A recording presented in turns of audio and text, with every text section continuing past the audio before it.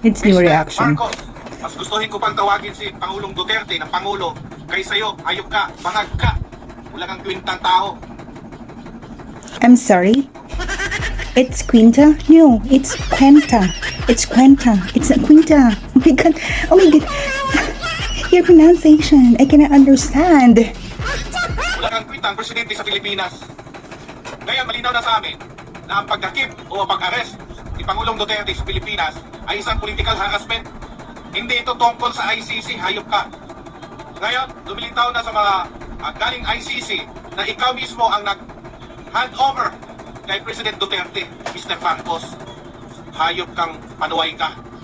Dahil ang akala mo na pag mawala si Pangulong Duterte sa Pilipinas ay mananalo kayo sa eleksyon. Hindi po. Tingnan mo. Tingnan mo ang mga, kung may social media kang hayop ka. Tingnan mo ang ikaw ng taong bayan. Puro Duterte. Diba? Kung pa sa'yo mag-resign ka, hayop ka. Wala kang kwintang presidente.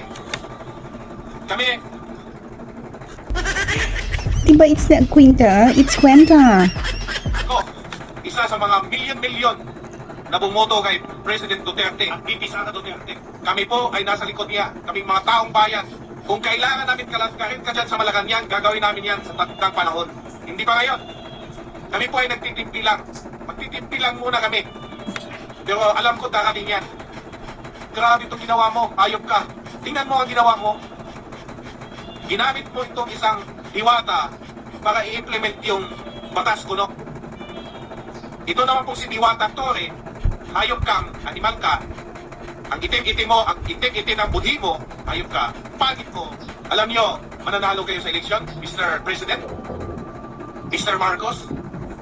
Hindi. Hindi naman tumatakbo, diba? Saka, tatakbo pa ba siya next? Diba? Hindi ko alam kung saan galing siyang lupalok. But, I think, mga walang kwenta yung mga sinasabi niya. For me. Ano naman ngayon kung maraming Duterte? Diba?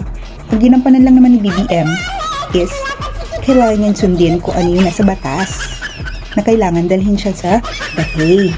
Although wala na tayo sa ating ICC, hindi na tayo kasama dun, pero kasama tayo sa Interpol. Yun lang ang mali. Dapat tinanggal na rin tayo sa pagiging miyembro natin ng Interpol para hindi siya nahuli. Right?